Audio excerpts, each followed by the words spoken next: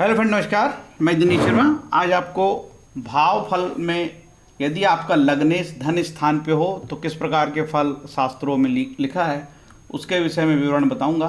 और आपकी जो लग्न है इस तरीके से, यदि मेष लग्न है और मंगल दूसरे स्थान पे बैठा हो, यदि वृषभ लग्न हो और शुक्र दूसरे स्थान पे बैठा हो, यदि बुध मिथुन लग्न हो और बुध तीसरे स्थान पे बैठा हो, कर्क लग्न हो और चंद्रमा दूसरे स्थान पे बैठा हो, यदि सिंह लग्न हो और सूर्य दूसरे स्थान पर बैठा हो, यदि कन्या लग्न हो बुध दूसरे स्थान पर बैठा हो, यदि शुक्र धन लग्ने शुक्र हो, तुला लग्न हो और शुक्र दूसरे स्थान पर बैठा हो, वृश्चिक लग्न हो और शुक्र दूसरे स्थान पर मंगल दूसरे स्थान पर बैठा हो, धनु लग्न हो और गुरु दूसरे स्थान पर बैठा हो, तो इस लग्न की कुंडली के लिए ये जो मैं फलित बता रहा हूँ ये बिल्कुल नहीं आएंगे, क्योंकि गुरु नीच का हो गया है तो फलित पूरे चेंज हो जाएंगे। ठीक है।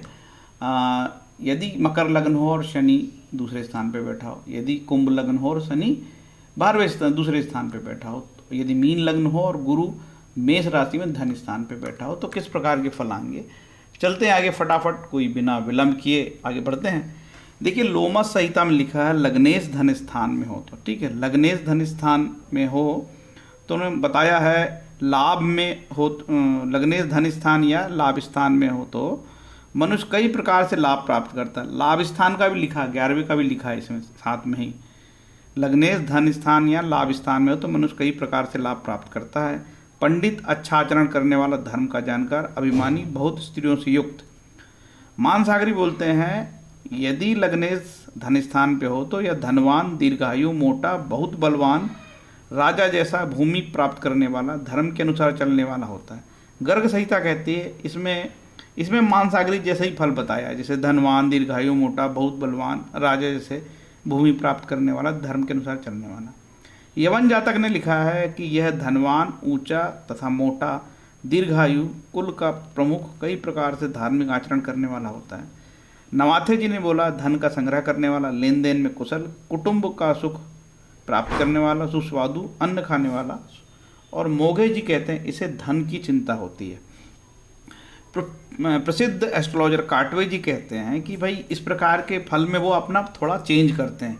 कहते हैं कि नहीं, यदि लग्नेश रवि के रूप में गया है वहाँ पे, सूर्य के रूप में गया है, तब तो ज्ञानी होगा ऐसा व्यक्ति। रवि होगा तो पंडित और मानी, धन के लिए चिंतित, सुस्वादु होगा, सुस्वादु अन्न खाने वाला होगा। यदि चंद्रमा के रूप में लग्नेश गया है तो धार्मिक। यदि मंगल के रूप में गया है लग्नेश धन स्थान पर, बहुत स्त्रियों से संबंध, राजा जैसे वैभव। यदि बुध के रूप में गया लेन देन में कुशल। यदि गुरु के रूप में गया तो मोटा, धन के लिए चिंतित। देखिए, धनु लग्न वालों के लिए गुरु वहाँ पे नीच का हो जाता है तो वहाँ पे बहुत अच्छे फल नहीं होंगे। ठीक है, खासकर ऐसे लोगों के लिए तो वाणी विकार होगा, कुटुंब से नुकसान होगा और बहुत धन हानि होगी। धन की हमेशा चिंता होगी, धन नहीं होगा। ठीक है, दारिद्र्य स्थिति होगी धनु राशि वालों के लिए। ठीक है, और यदि शुक्र होगा तो लाभ और कुटुंब का सुख होगा।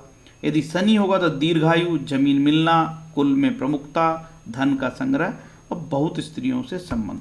ऐसा काटवे जी ने समझ के बताया है। ठीक है, तो सबसे जो यदि खराब फल आने वाला है इसमें तो जो धनु लग्न वाले जातक हैं, देखिए धनु लग्न के जातकों के लिए गुरु महाराज यहाँ नीच के हो जाते हैं और गुरु धन का कारक है। यदि गुरु यहाँ पे नीच का होता है तो निश्चित रूप से अच्छे फल नहीं आएंगे।